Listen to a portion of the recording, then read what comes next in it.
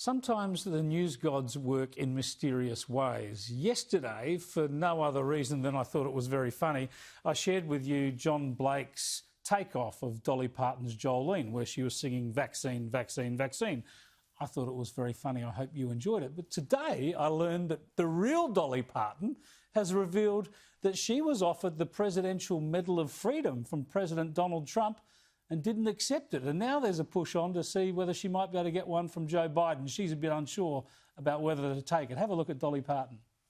To be honest, in all fairness, I got offered the Freedom Award from the Trump administration. I couldn't accept it because my husband was ill. Then they asked me again about it, and I wouldn't travel because of the COVID. So now I feel like if I take it, I'll be doing politics. So I'm not sure. I don't work for those awards. It'd be nice, but I'm not sure that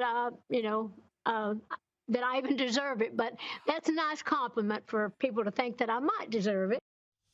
Take it, Dolly. Take it. It's the Presidential Medal of Freedom. Take it from Joe Biden. Sure, he'll sniff your hair, but take it anyway. Go to the White House. You deserve it. Let's catch up with Barbara Heineback now, the former advisor to two Democrat White Houses, joining us from Wollongong again. Good to talk to you, Barbara. I haven't talked to you for a while. What about Dolly? She ought to take that award, don't you reckon? Of course she should. Go in, have a little lunch with them, whatever. Enjoy the day at the White House.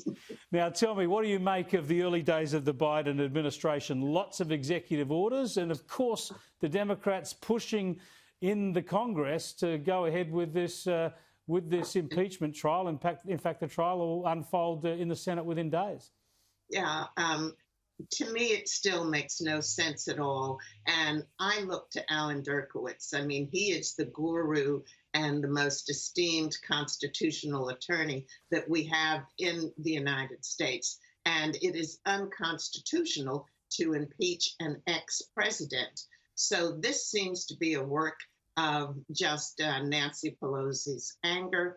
And it's amazing, after Joe Biden spent so much time talking about how this was going to be a healing time and a new day. What have we seen other than watching him behind the desk, pen and ink, and just all of these executive orders that he's trying to get rid of everything that Trump did. And at the same time, he's trying to plagiarize and take credit for a lot of what Trump did, talking about what he's going to do that Trump already accomplished. So it's a catch-22, I think, for the Democrats. And if for some reason, there was an impeachment, there would be so many in line ahead of Donald Trump over the last 3 or 4 years. Maxine Waters saying, get in the streets. If you find them, tell them they're not welcome, get in their face. I mean, there have been threats and words of even Kamala Harris saying that Antifa and Black Lives Matter should continue to protest, and they're going to continue, and not just the protest, but where there was harm brought to a number of cities, that was okay. And she even said during her acceptance speech that it should continue. Yeah, that's an important point to make. Well, the sorts of things others have been saying when it comes to violent protests, but also the point that if you oppose the idea of impeaching the former president, it's not necessarily excusing his actions. And that was well articulated in this clip from Republican Senator Rob Portman. Have a look. What he did was wrong and inexcusable. I've used the word inexcusable because I think that's how I feel. So, I mean, we'll see. I'm a juror. I'm going to keep an open mind as we go through this. But I do think that this constitutionality issue has to be addressed. I mean, we would be convicting a private citizen, as you know, someone who's out of office. That sets a precedent. And I think all former presidents, yeah, those alive and those not, could be affected in a negative way.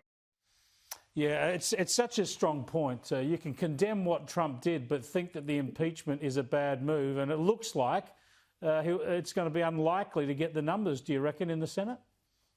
I think it would be very, very tough. And anyone who has harmed property, humanity, or tried to incite humanity to go against the well-being of citizens, they should be held accountable. But impeachment is just a waste of time.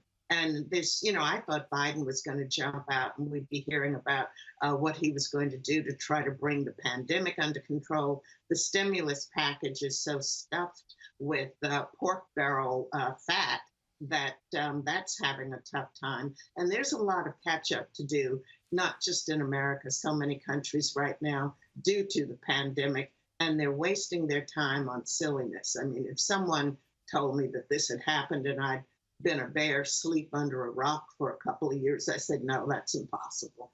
Yeah, it seems to me it would have worked for Biden to drop the impeachment as an act of unity and move on. But I don't think he would have been able to hold back a lot of his people up on the Hill. But we'll see it play out. Thanks for joining us again, Barbara. I appreciate it.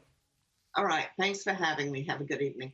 Barbara Heineback, who's been there in Washington and across the states and seen it all. It's great to have her input on this program.